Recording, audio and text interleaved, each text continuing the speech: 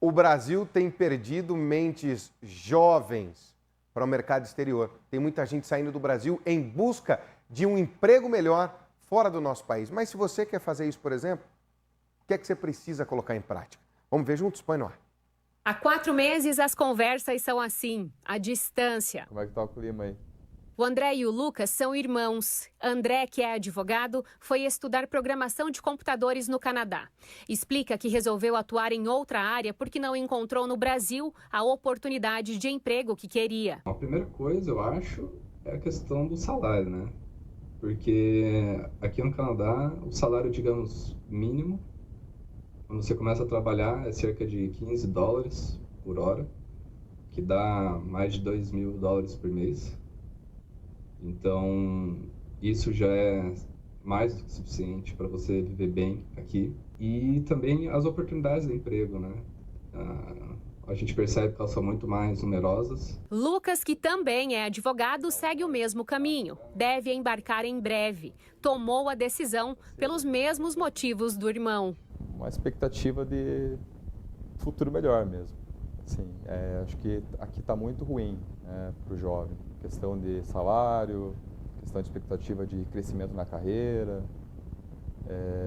Acho que é isso. Acho que lá tá melhor. Assim como os irmãos, pesquisas também mostram que 50 milhões de jovens brasileiros com idade entre 15 e 19 anos também estão insatisfeitos com o mercado de trabalho aqui no Brasil.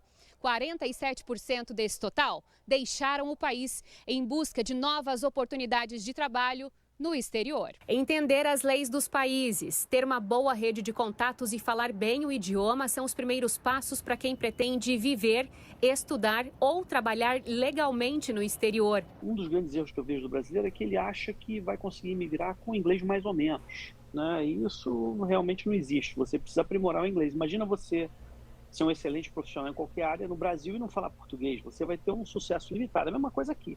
Então, o inglês é fundamental. Você pode vir para cá e eu tenho certeza que, independente da área de atuação da pessoa, ela vai ter sucesso profissional aqui. Então, assim, não há motivo pelo qual a pessoa vir para cá e ficar ilegal. Ele deve tentar realmente investir, entender os critérios de elegibilidade e abrir o seu processo migratório melhorando esses critérios para ter mais pontos no perfil ser escolhido. Nos últimos 15 anos, de acordo com o especialista, o Canadá foi um dos países mais procurados pelos brasileiros e um dos que mais ofertou vagas de emprego em diversas áreas. Portugal e Irlanda também estão na lista dos preferidos, mas são para pessoas que estão em outras fases da vida ou da carreira. O Canadá é um país muito aberto à imigração. Quando você fala dos outros países, você tem complicações muito mais sérias. E o Canadá, nos últimos 15 anos, tem se tornado cada vez mais o país mais procurado pelos brasileiros. Em função justamente disso, de ser um país muito mais fácil de migrar por ter regras muito transparentes. Regra transparente, tem maior qualidade de vida, a população cada vez mais envelhecida do Canadá. Eles tentam levar os brasileiros, que para a maioria das pessoas de fora tem um bom comportamento na migração, para poderem também ajudar a povoar o país, né? Para não ficar aquele vazio demográfico gigantesco que é o Canadá. Professor Daniel Poit, um ótimo dia, seja bem-vindo nesta segunda-feira. Professor, eu quero trabalhar fora. No mínimo, dominar um idioma básico para ir para lá, que é o inglês, não é, professor? Bom dia, é isso mesmo, Rivaroli. Bom dia a todos.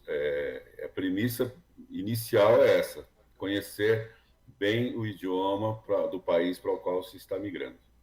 Agora, professor, quem vai se preparar além do idioma tem que olhar o quê? As regras, inclusive, trabalhistas, são muito diferentes das nossas na maioria dos países, não é? Eu diria o seguinte, que as regras trabalhistas até são secundárias nesse sentido, porque dentro de cada país você terá que seguir as suas leis. Então é importante conhecer as leis de uma forma mais ampla. Além da trabalhista, também conhecer modos e costumes, né? Há países em que a lei é extremamente bem respeitada e ela se aplica a todos, principalmente para os imigrantes. Então, esse é um choque cultural que o brasileiro muitas vezes encontra quando chega em países mais desenvolvidos, na Europa ou na América do Norte. Agora, e tem que lembrar, né, gente, muitos desses países não têm a justiça trabalhista como a nossa. Tudo é resolvido por uma justiça só, a justiça comum. Agora, professor, nessa relação, o senhor falou de costumes, de hábitos. Saber de costumes e hábitos das pessoas, esquecendo um pouco a parte legal, mas a convivência diária, isso também é importante? Se conhecer a cultura, você vai se adaptar mais rapidamente, vai fazer amizades, vai conseguir se relacionar e não vai ser discriminado, que também tem muita discriminação nesses lugares, né, em relação a estrangeiros. Com os brasileiros até eu diria que menos, mas com estrangeiros de uma forma geral. E uma forma de não ser discriminado é se adequar rapidamente aos hábitos e costumes, né? Não violar aquelas regras sociais que não são necessariamente uma lei, mas que estão implícitas no comportamento dos cidadãos. Agora, professor, eu vou atrás de dinheiro, vou atrás de oportunidade ou começo indo em busca de melhorar a minha educação, fazendo um estágio fora, por exemplo, ou um intercâmbio? Qual é a dica para começar a pensar em trabalhar fora? Excelente pergunta, porque esse é o grande drama dos alunos, principalmente em sala, me perguntam muito sobre essa questão. Veja, se a pessoa tem uma qualificação e vê oportunidades para se empregar naquela atividade para a qual já está qualificado, deve buscar oportunidades assim, mesmo que ganhe um pouco menos do que ganharia no Brasil, porque, como disse um dos entrevistados ali, com o salário mínimo desses países se vive muito bem, a qualidade de vida é muito boa.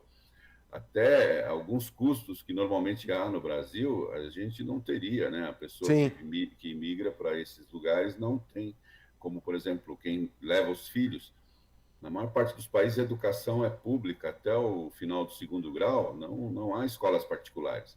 E as escolas públicas têm excelente qualidade de ensino. Os alimentos, relativamente, o custo dos alimentos em relação aos salários mínimos, são muito mais baratos do que no Brasil. Então, o que permite também que a pessoa consiga ter um padrão de alimentação saudável, né? Uma certa segurança com relação a isso. A relação custo de aluguéis também, comparado com veja, quando eu digo mais barato, estou comparando o salário mínimo do local, do país, com o custo médio do aluguel daquele país. Então, também é muito mais barato.